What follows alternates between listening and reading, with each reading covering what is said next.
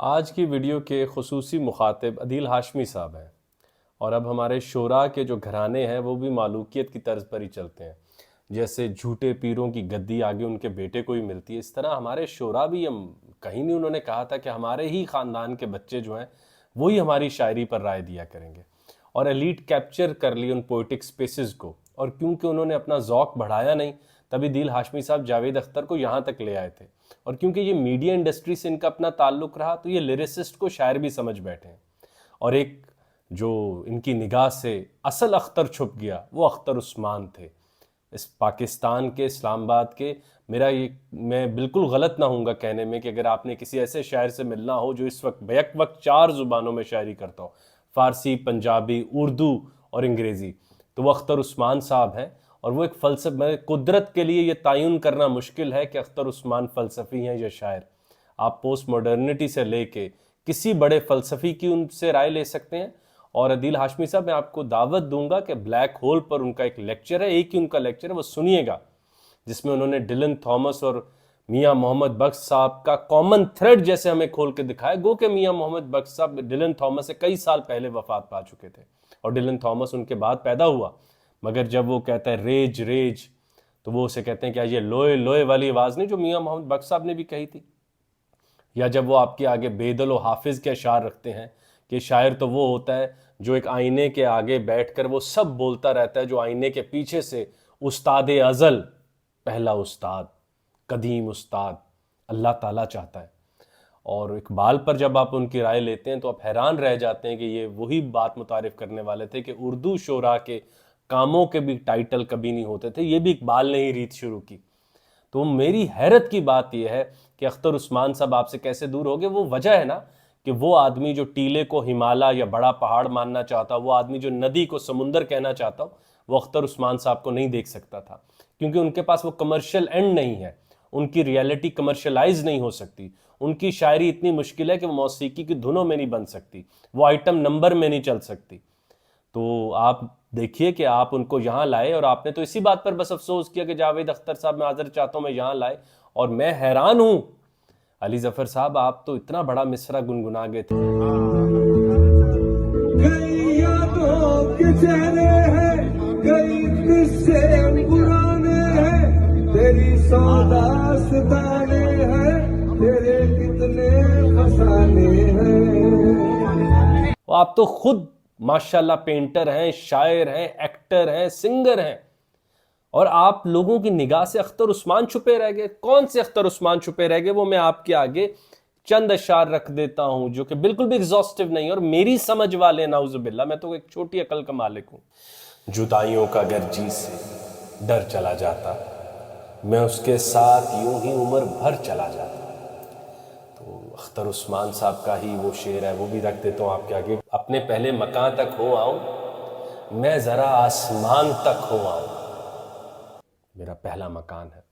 اور ابھی ان کی ایک انگریزی کی نظم سنگولیرٹی آئی ہے، جس کو میں بھی شامل نہیں کر رہا، وہ کافی طویل ہے، اور فارسی کا ان کا کلام اتنا حیران کن ہے کہ آپ کو ایسے حیرت ہوتی ہے کہ یہ بھائی ایرانی، یہ فارسی داں پنجاب میں آئی کیسے گا؟ اور پھر پنجابی میں بھی وہ نظم لکھتے ہیں۔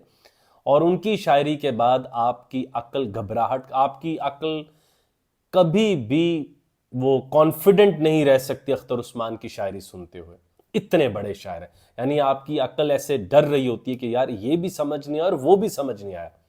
اور ذرا ان کا ریزسٹنس پر شعر سنی، کیوں آپ تو نسخہ ہائے وفا کے گھر میں آئے ہیں، فیض کے گھر میں آئے۔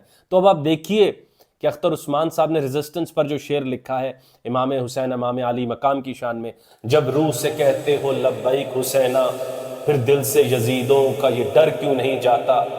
کہتے ہو کہ ہو اسوائے شبیر پہ قائم، دربار میں کیوں جاتے ہو سر کیوں نہیں جاتا؟ تم کیوں چلتے ہو گئے ہو؟ آپ تو ان کو یہاں لے آئے تھے۔ اور یاد رکھیے گا، جہالت اگر میٹھی لگ رہی ہے تو بس علاج کروائیں ذوق کا۔ لیکن ہمارے ہاں تو چلو چلی کا مقام ہے نا، ہم کون سا شیکسپیئر کے ڈراموں میں ہم کاسٹ ہوتے ہیں؟ ہم بھی تو ایسے لوگوں کے ڈراموں میں ہی کاسٹ ہوتے ہیں کہ ہم خود کو مان بیٹھے، اور میڈیا سپیس کی ہمیں شعراء پسند آتے ہیں لیریکل سے۔ ورنہ احمد جاوید صاحب کا وہ ایک آپ مدعا پورا پڑھ لیجئے کہ اقبال کو شاعری کی صورت میں تو سمجھا جاتا ہے، لیکن گلوکاری میں ڈھالا ہے، موسیقی کے پاس کیوں نہیں آج تک اقبال آ سکے؟ اس میں مشکل بہت ہے۔ لیکن آپ لوگوں کو ایسے لوگ پسند تھے جو درد ڈسکو، آئٹم نمبرز اور ایسے گانے لکھیں جو کہ موویز میں چلتے رہیں اور ساتھ ہی بندہ بھول جائے، اور موسیقی نکال دو تو وہ ٹرک کے پیچھے بھی لکھنے والا شعر نہ ہو۔ تو فیض اور اختر عثمان صاحب کی ایک بات جو میں آپ کے آگے رکھ دوں، عدیل ہاشمی صاحب، فیض کی شاعری کا کبھی پنجابی رخ دیکھیے، ربا سچیا والا، آپ کبھی اختر عثمان کی پنجابی شاعری کا رخ دیکھیے۔ اور محبت کی میں سب سے ادنا نظم ابھی ان کی چند اشعار سامنے رکھنے والا ہوں کہ محبت میں یہ امکان تھوڑی ہوتا ہے، کسی کو بھولنا آسان تھوڑی ہوتا ہے، مجھے کسی سے محبت ہے اور کتنی ہے، ہر ایک بات کا اعلان تھوڑی ہوتا ہے، غزل غزل پر تیری مہر سب ہے اختر، ہر آدمی کوئی عثمان تھوڑی ہوتا ہے۔ تو یہ تو انہوں نے سارا کیس ہی رکھ دیا کہ اگر اختر صبح کے ستارے یا ستارے پر ہی دل دینا تھا تو اختر عثمان کیا اس ملک میں آپ لوگوں تک نہیں پہنچ پائے تھے؟ کیا اکادمی ادبیات کے ہر محفل میں وہ رائٹرز کارنر پہ ہر شام نہیں بیٹھتے؟ کیا وہ I8 کے ایک ڈھابے پر ہر شام وہ اپنی پلاسٹک کی کرسیاں رکھ کے نہیں بیٹھتے؟ میں نے شاید بڑے ترین لیکچرز جو کہ فلسفیانہ سطح کے ہوتے ہیں ان پر ان کی رائے دیکھی اور میں حیران رہ گیا۔ کافکا کے میٹامورفوسس پر کبھی ان کی رائے لے کے دیکھیے کہ کردار کاکروچ کیوں ہے۔ جاوید اختر صاحب کو ابھی فون کر کے پوچھ لیں وہ کیوں سمجھتے ہیں کاکروچ کیوں چنا؟ گریگور سامسا کو ڈھالا جب کافکا نے تو کاکروچ میں کیوں ڈھالا؟ مود میں کیوں نہیں ڈھال دیا؟ انسیکٹ کسی اور میں کیوں نہیں ڈھال دیا؟ ہنی بی میں کیوں نہیں ڈھال دیا؟ آنٹ میں کیوں نہیں ڈھال دیا؟ تو یہ بہت ضروری بات ہے کہ جب ہم انفلوئنسر ہو جاتے ہیں تو ہماری پہلی ذمہ داری ہوتی ہے کہ ہم بیسٹ سیلر لوگوں کے آگے نہ رکھ دیں، ہم لوگوں کو قداور شخصیات متعارف کرائیں، جیسے ایک قداور بڑی ترین شخصیت آپ کے خاندان میں آئی تھی، فیض۔ میں نے ابھی تک فیض پر اس طرح کام اپنے چینل پہ نہیں کیا، لیکن آج جب تھوڑے عرصے بعد ہاتھ لگائے نسخہ وفا کو تو ایسے ایسے اشعار دیکھنے کو ملے جس کو ہم اپنی مطلب جب میں I was in my 20s I used to sing them like anything، اور ہر انقلابی کے دل کی جو شان ہوتے تھے فیض، ان کی سنیں الیٹ محفلوں میں صرف ان کی شاعری استعمال ہوتی ہے جہاں پر اقبال کا ذکر منع ہوتا ہے، حالانکہ وہ مترجم تھے اقبال کے۔ تو آپ نے ایک الیٹ سپیس بنا دی جہاں پہ آپ فیض کارڈ کھیلتے ہیں، مجھے مانو جی میں ہوں کیونکہ میں ان کے خاندان سے، مجھے ہی تو آتا ہوگا۔ یہی پھر پیر کرتے ہیں، وہ پیر بھی اپنے بیٹے کو گدی دے جاتا ہے۔ آپ نے بھی کہا کیونکہ میں اس نسل میں ہوں، آپ نے کوئی امتحان دیا فیض کا؟ اور کیوں آپ نے پھر اگر موقع ہی تھا، اتنی ٹکٹ بھی خرچی، انتظامات بھی کیا، علی ظفر جیسے مہنگے گلوکار کو بھی لائے اور آپ نے آگے لوگوں کو بٹھا کہا لو دیکھو کتنا بڑا آدمی آیا، تو وہ آدمی کبھی معافی کے لائق ہوگا؟ جو للی پٹین اتنا ہے کہ اپنے شہر کے گلیور کو نہ پہچان پائے اور دوسرے ملک کے بونے کو اپنے پاس لے آئے کیونکہ اس کے گانے بڑے اچھے چلتے ہیں، ہو سکتا ہے کولیبریشنز اچھی ہو جاتی ہیں، ہم بکنا چاہیے۔ فیض کے ایام زنداں یا اسیری کے دن دیکھیے گا، یا وہ دیکھیے گا جب ٹانگے پر لے کر گئے تو وہ ٹانگے کی ایک رکھا کریں نا، ٹانگے کے پاس، ٹانگے کی جگہوں پر جا کے فیض کا میلہ ہونا چاہیے نا، جو کہ ان کی شان، ان کے کلام، ان کے لوگوں کی بات ہے۔ مگر آپ کو کبھی میرا نہیں خیال کہ آپ کے کسی بھی ویب پیج، کسی بھی جگہ پہ اس اختر عثمان کا ذکر ہوا ہوگا، لیکن جاوید اختر آپ کو پتا تھے کیونکہ ان کے گانے بہت اچھے آپ کو لگے تھے، لیکن اختر عثمان کے وہ پیارے پیارے اشعار جو وہ ہمارے لیے لکھتے تھے کہ ہم کہیں وہ ٹھڈا کھا کے کسی ایسے کلام پر نہ گر پڑیں جو کہ کلام کہلانے کے لائق نہ ہو، جو اگلے 10 سال کی مار نہ کھا سکتا ہو، جیسے فیض الحمدللہ 50ویں سال پہلے سے زیادہ روشن صورت میں کھڑے ہیں۔ اقبال 100 سالوں کے بعد واقعتاً خورشید بن گئے، آفتاب کی صورت سے نکل کے اب خورشید کی صورت میں ڈھل چکے ہیں۔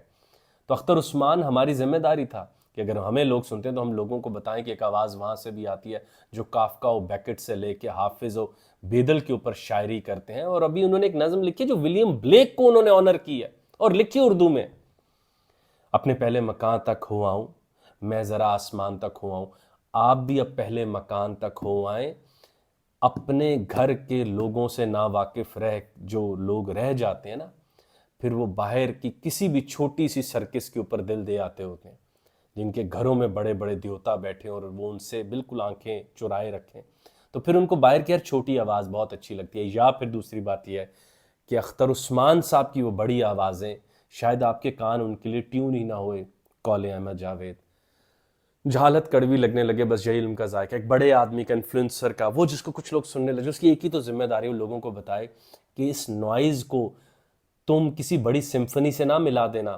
کیوں؟ اور یہ آپ سبجیکٹیوٹی نہیں کہہ سکتے، یہ تو میری مرضی ہے، مجھے جاوید اختر اچھے لگتے ہیں، اختر عثمان اچھے لگتے ہیں. پھر کل کو آپ کہیں گے شور اچھا ہوتا ہے.